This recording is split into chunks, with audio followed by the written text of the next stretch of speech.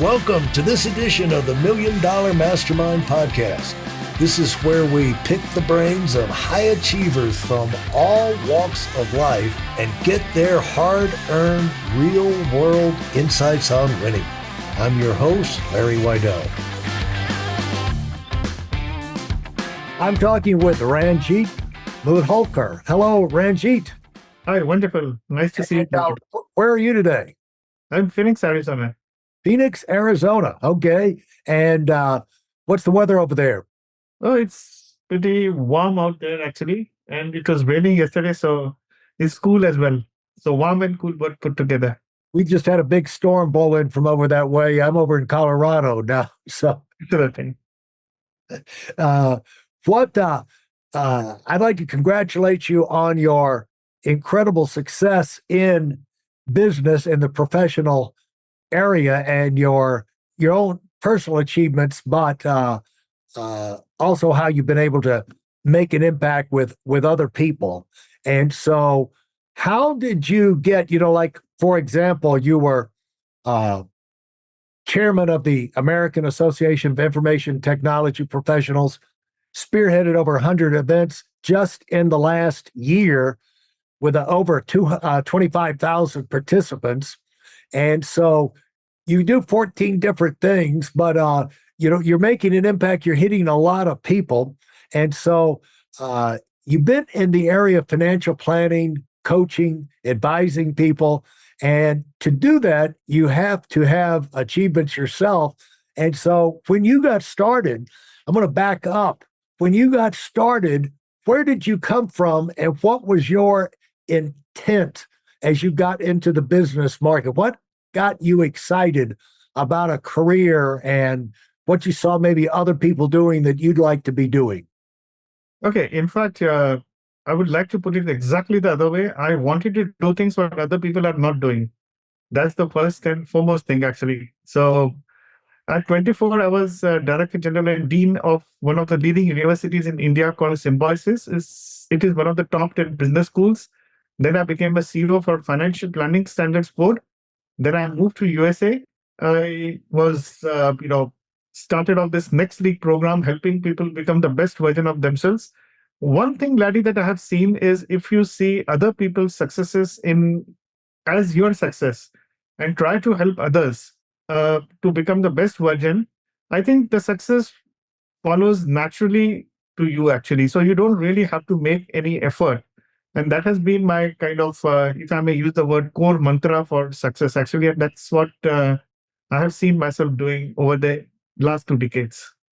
What caused you to get that idea in your mind at a young age? I want to be doing something different than what most people are doing. Well, I think I must confess to you that behind me, you see a photograph. I was, I think, 23 or 24. I got to meet Dalai Lama at that particular moment of time, actually, at a very young age of my career. And I got a one-on-one. It was not just a kind of, if I may use the word, just kind of interacting with him very few moments. It was a very intense discussion for roughly around 1 hour. I met him. And I personally feel that changed my outlook towards life. And one of the things, I just asked him a question that, what is your guidance to me that if I want to make impact on the world? He said, don't try to change the world, first change yourself and try to do something for others. If you can see other people's success as your success, I think you will be more connecting with people. And this is, I think, this whole perception has lived with me till date. And I'm very happy about it. Let me put it that way. So that was like, I think I was 23 or something at that time. And I have lived with that philosophy. Dalai Lama, is that? Absolutely. Absolutely. How did you come across getting time one-on-one with the Dalai Lama? Oh, I think it's not about me getting time. I think I'm able to time what we got to. I mean, there was a common function in our institute when I was a student. And I met him at that particular moment of time. Yep. And incidentally, I was kind of escorting him from one place to another place where I got a very 1 hour time, a private audience with him. Let's put it that way. Yeah. And I took a chance to meet him again. He was kind enough to kind of give me an audience. And that changed my entire perception about life, about how do we view success, how do we view business, and nothing has been stopping me after that. Now, what were you studying in that time, and then what position and what direction did you move in Okay. after? After that, I was actually doing my MBA actually at that particular moment of time.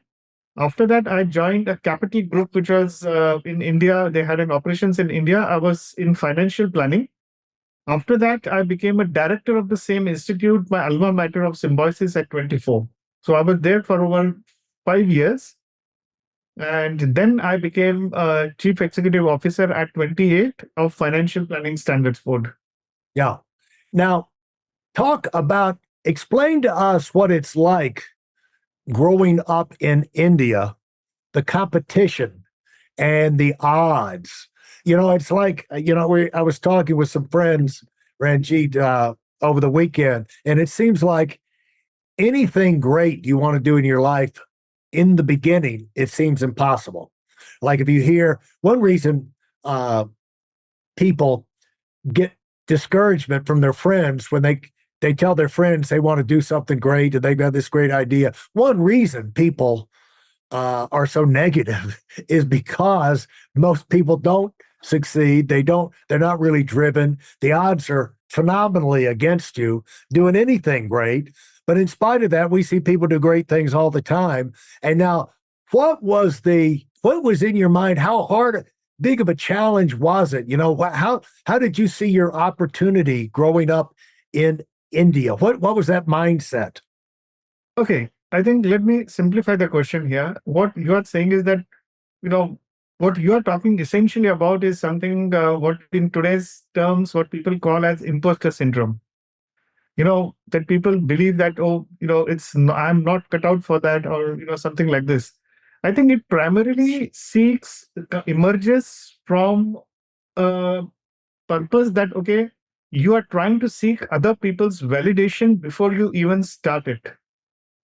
If I have to achieve something, first thing is that don't try to seek validation from other people. I never seek validation from other people about something which I intend to do. Your intention has to be very sacred and for yourself only. That's the first and foremost thing which I have seen. Second thing, don't try to do something for only for yourself for the sake of doing it. Do it for the betterment of people around you.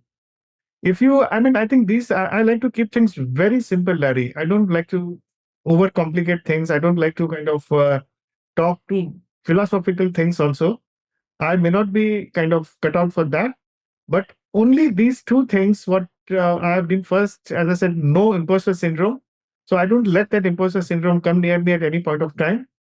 And second thing is always try to do things for the betterment of others. Now, when you've published over 1,000 articles uh, around the world, what do you like to write about, and what do you find yourself uh, themes do you see yourself going back to, and what's behind all of these articles? Okay. Initially, my articles, when I started writing, they were all about how to manage and plan your finances. And currently, I have been writing last 2 years. I've been writing about how to become a best version of yourself and achieve your American dream for, applying for something called as EB1A green card. Now, many people want to come to USA. They dream. They come. There are approximately at any point of time there are 1.5 million people waiting to get their green cards. Now, for getting a green card, you need a job, a lottery, or a sponsorship, or $1 million investments. Ah, Now, what happens is there is a particular type of green card which is called as Einstein visa. Now, the law says that you need to be a Nobel laureate, you need to be an Oscar awardee, or you need to be an Olympian medalist for that.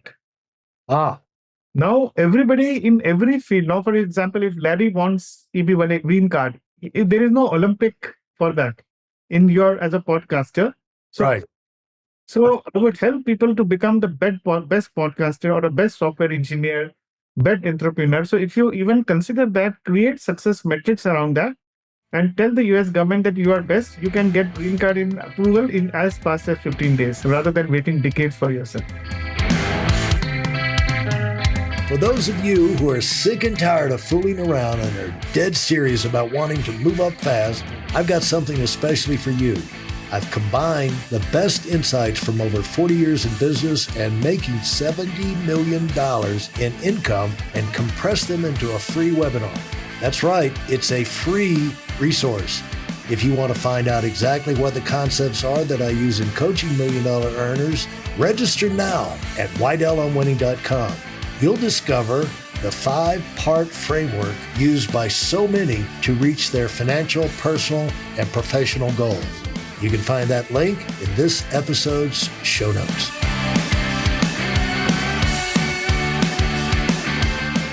So you got your Yes.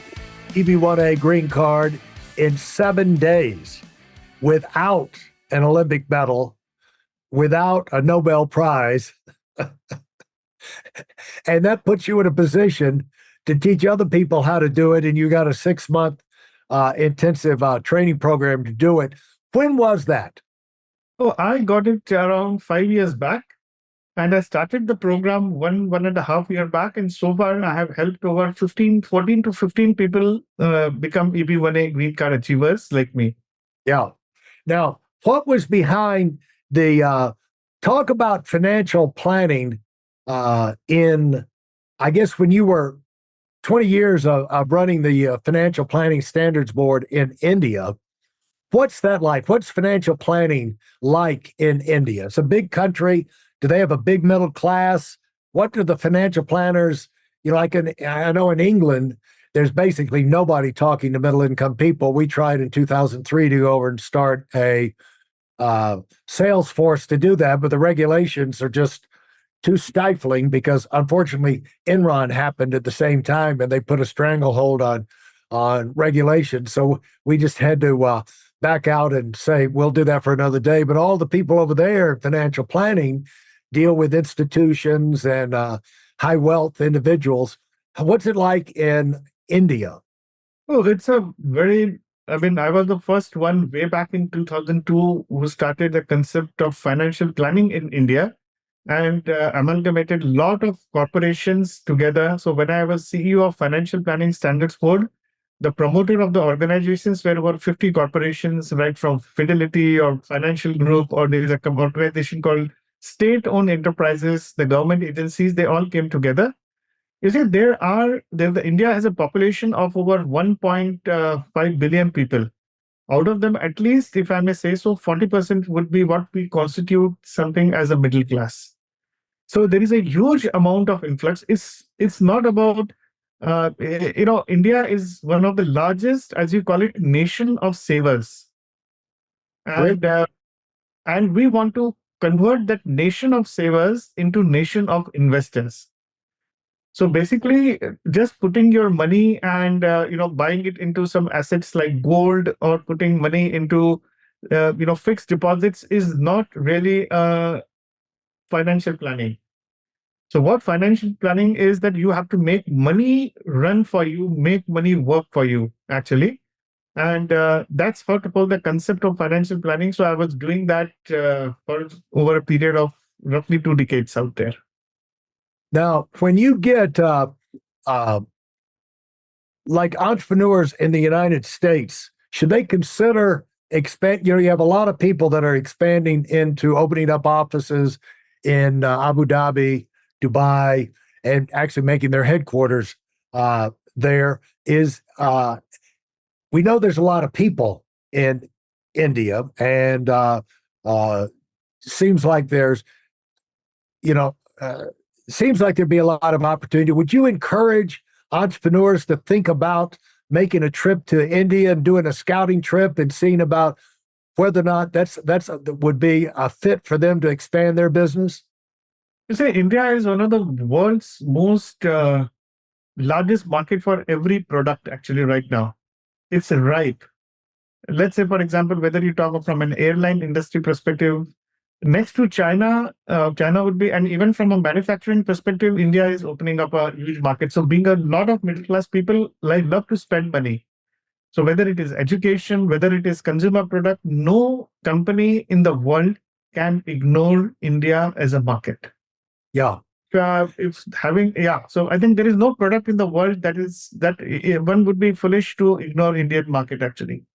And so, how would people start to find out about that? Because I'm sure most people are completely and totally ignorant about India. Should they, start reading books? Should they start make some trips over there and just see, get their feet on the ground to start exploring on their own and start thinking about it? How would people go about evaluating that opportunity?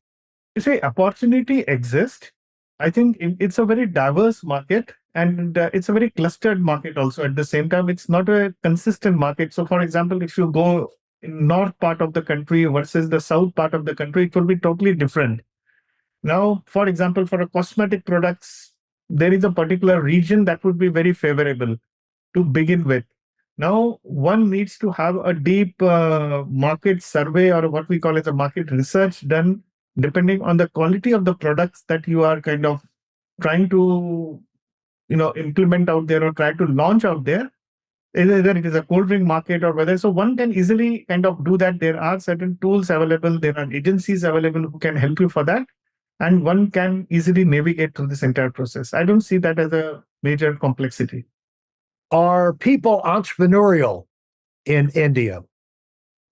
Absolutely, I would say that. And not only they are entrepreneurial, also the environment right now, the political environment, socio-political environment is becoming very conducive for that particular purpose also. Yeah. And so when you moved to the United States, was that 5 years ago, or have you been here longer than that? Well, I got my green card 5 to 6 ago, but I totally lock, stock, and barrel. I moved in the US in 2020, roughly around 2020. So initially, I was shuttling between the two countries. And why did you do that? Oh, I loved the spirit of American dream. I wanted to study something more at this particular age also. So I joined during COVID. My family was already had moved here. My daughters were studying in the United States. So that gave me an opportunity to move back here. And I felt there was a lot of learning scope available here for myself actually. And so you have gotten into, what have you done since you got here? What did you start? I mean, what's your entrepreneurial spirit? Wonderful. At the moment I kind of landed here, I think suddenly there was COVID actually here. Yeah. So everything was locked up.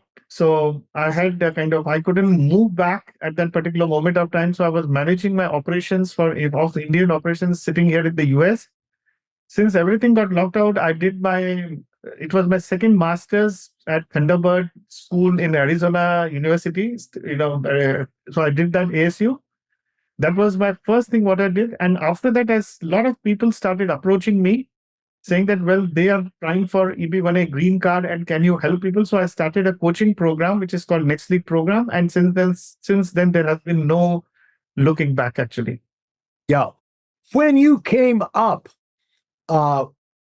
there's always struggles. You always have to overcome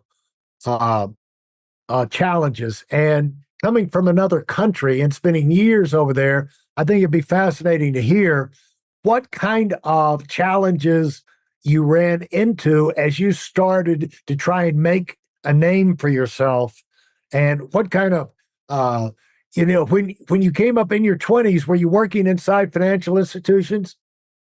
Absolutely.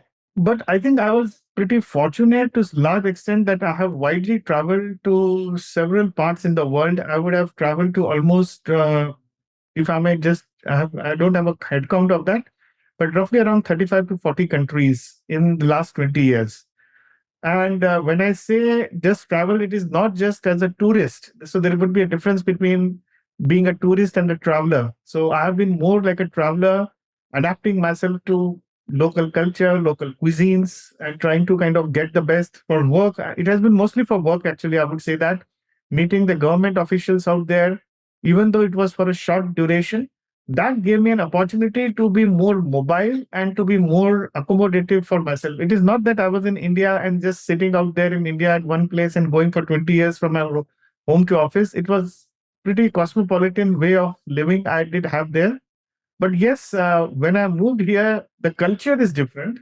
When I say culture, I'm not talking from a social culture. It's also a work culture. How do you manage things here? You have to do a lot of things yourself. You have to drive. You have to learn a lot of things. So there's a lot of support system that follows. But I think I got it myself accustomed very fast for that particular purpose. There was a challenge if you ask me, but I always look at challenge as an opportunity to learn new things. So that helped me a lot. But now everybody is not getting, as you're coming up the ladder, at your stage, you've got all the credentials, you've written articles, books, you put on major events, and you've run financial institutions for 20 years. So you have people who know you who got into the industry through your supervision. And so you've got contacts everywhere. But in the beginning, you don't have that credibility, and you're trying to establish your credibility. What did you do? What did you find out gave you the biggest clout in that industry where people would take you seriously? Because the tendency is people don't take you seriously and dismiss you. It's a very valid question, and let me try to respond to this more on a very granular level. I think to begin with, if you are getting into a new field, because from moving from a financial planning to a coaching business, I think that was a major shift. If you are asking me that question, that okay, fine, how would I make myself as a mark to let people know about my particular expertise, is about simply starting off making yourself available in the world to the world. And for this, you don't really need to kind of reach out to people. In today's online world, if you have internet, if you have a computer, you have a LinkedIn account, you can create a website. You just start doing things every day better and more. So I would have started, if I look back, just 1.5 year back when I started the Next League program, and today we have over 15 achievers from the program who have become EB1A green card holders. I would just say that I started off with a website, putting myself a blogs, post. Today, my articles are featuring in Forbes, and a lot other New York Times and a lot other things which are out there. It is just I'm talking to you, I'm getting an opportunity to meet you. You have reached out to me. It is just that doing certain things to create more outreach, whatever is possible in whatever way it is possible. If somebody wants to become a businessman, wants to sell his products, wants to be an entrepreneur, wants to become an IT expert, software expert, I think it's just that you have to start somewhere rather than analyzing or over-analyzing something and trying to make a plan out of it. Plans never work. I've seen it. Actions work. Thanks for listening to the Million Dollar Mastermind. If you felt there were any valuable takeaways from this episode, please take a minute and leave us a 5-star review. Your feedback is important and really helps us get the word out to a wider audience. Remember, we have a valuable webinar that is absolutely free. Register for it right now at weidelonwinning.com. Thanks for listening.